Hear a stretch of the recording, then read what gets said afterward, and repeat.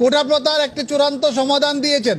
সাধারণ কোটা থাকবে 93% আর 7% কোটা থাকবে, তার মধ্যে 5% হতে মুক্তিযোদ্ধা, তার সন্তান এবং তার পুত্রদের নাতি নাতনিদের জন্য, আর 1% হচ্ছে নৃগোষ্ঠী যারা রয়েছে, ক্ষুদ্র নৃগোষ্ঠী তাদের জন্য, আর 1% হচ্ছে প্রতিবন্ধী এবং তৃতীয় লিঙ্গ তাদের জন্য। অর্থাৎ টোটাল কোটা হলো 7% আর মেধায় হলো 93% নিয়োগ পাবে।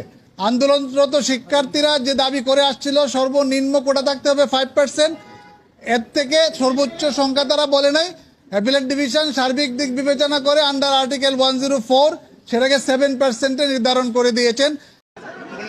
হাইকোর্ট ডিভিশনটা প্রথা বহাল রেখে 2018 সালের প্রজ্ঞাপন বাতিল করে যে রায় দিয়েছিল, সেই রায়টি আপিল বিভাগ আজকে দীর্ঘ শুনানির পর হাইকোর্ট ডিভিশনের রায়টিকে বাতিল ঘোষণা করা হয়েছে। হাইকোর্ট ডিভিশনের রায়টিকে রদ ও রহিত করা হয়েছে।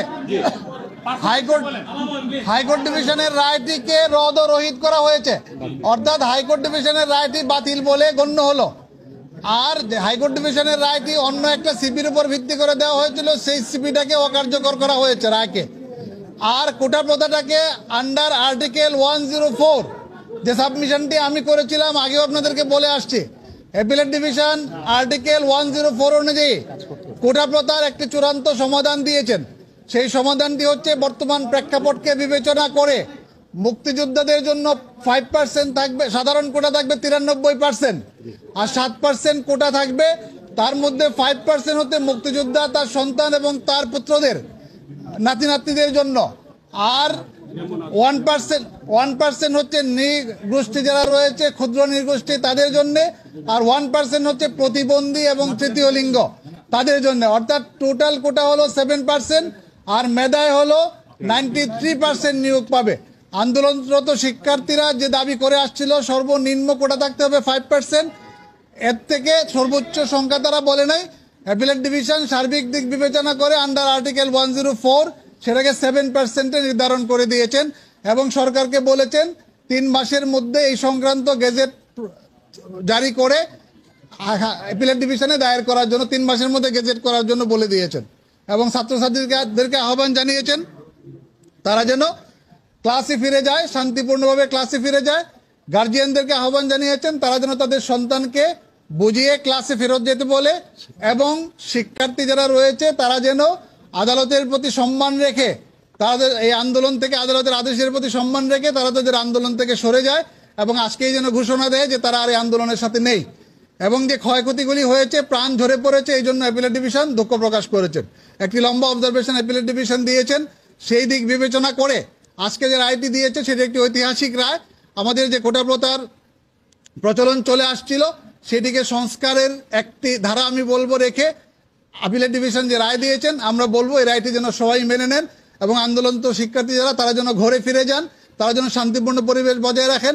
এবং এই আন্দোলনকে কেন্দ্র করে তৃতীয় পক্ষ যারা মাঠে আসছে আমি বলবো তাদেরকে, তারা যেন আর ঘোলা পানিতে মাছ শিকার না করেন, তারা যেন রাষ্ট্রীয় সম্পদের ক্ষয়ক্ষতি না করেন, তারা যেন এই ঘোলা পানিতে মাছ শিকার করার যে প্রবণতা, তারা এই কোমলমতি শিক্ষার্থীদেরকে ভুল বুঝিয়ে তারা তাদের সরকার পতনের আন্দোলনের হাতিয়ার হিসেবে ব্যবহার করার যে অসৎ উদ্দেশ্য এবং অসৎ প্রবণতা, তার থেকে যেন তারা ফিরে যায়, সে আহ্বান আমি তাদেরকে জানাবো। অ্যাপিলেট ডিভিশন 104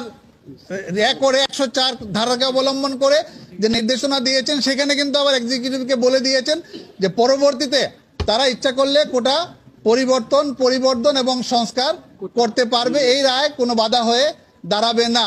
আরেকটি বিষয় ক্লিয়ার করা দরকার যে হাইকোর্টের জাজমেন্টে মুক্তিযোদ্ধা এবং তাদের সন্তানদেরকে ব্যাকওয়ার্ড হিসাবে উল্লেখ করা হয়েছিল, কিন্তু অ্যাপিলেট ডিভিশন মনে করে বা আমরা সাবমিশন করেছি যে মুক্তিযোদ্ধারা আমাদের জাতির সূর্য সন্তান, তারা আমাদের গৌরব, তাদেরকে কখনোই ব্যাকওয়ার্ড হিসেবে চিহ্নিত করা যাবে না, তারা ফরওয়ার্ড থাকবে সবসময়। তাদের সম্মানার্থে এই কোটা দেওয়া হয়েছে, এটা তাদের সম্মানের বিষয়। আর অন্য যারা পেয়েছে তারা তাদের রাইট হিসেবে সংবিধানের আর্টিকেল 28, 29, 14 অনুযায়ী যেভাবে প্রোটেক্ট করতে বলা হয়েছে সরকার সেভাবে তাদের রাইট এবং তাদের নিহতের যে ঘটনা হয়েছে সেই ঘটনার তদন্তের কথা বলা হয়েছে।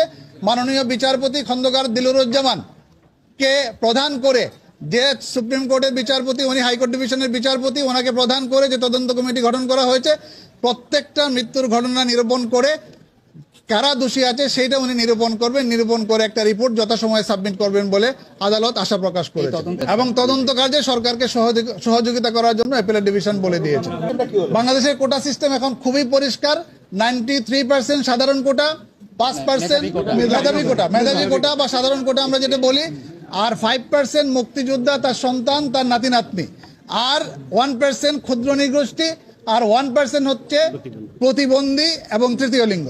কিন্তু সরকারকে যে স্বাধীনতা দিল সেটাতে তো এই 93% যে মানতে হবে সেটা তো বাধ্যবাধকতা নাই। না, এটা হলো পরবর্তীতে পরিবেশ পরিস্থিতি বিবেচনায় যদি সরকার মনে করে, যেহেতু এটা পলিসি ডিসিশন, এটা কিন্তু কোনো কিছুকে সামনে রেখে না, শুধুমাত্র পলিসি ডিসিশনটা সরকারের হাতেই থাকতে হবে। এই জন্যই সরকারের হাতে এই জিনিসটা রাখা হয়েছে। আর বর্তমান পরিস্থিতির বিবেচনা আন্ডার আর্টিকেল 104 অ্যাপিলেট ডিভিশন এই সিদ্ধান্ত প্রদান করেছে। আপিল বিভাগ যে পার্সেন্টেজ ঠিক করে দিলেন সেটা পারেন কিনা আপিল বিভাগ?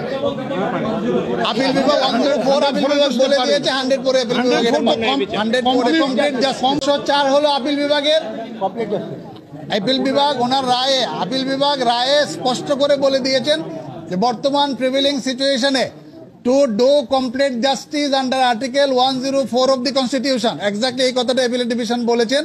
তারা এই কোটার জায়গাটাকে নির্ধারণ করে দিয়েছেন এবং যে দাবিগুলি ছিল উভয় পক্ষ থেকে সংস্কারের, এবং উনি হাস্যরসাত্মকভাবে এটাও বলেছিলেন বা ইনভাইট করেছিলেন যারা আর্গুমেন্ট করার জন্য শিক্ষার্থীর পক্ষ থেকে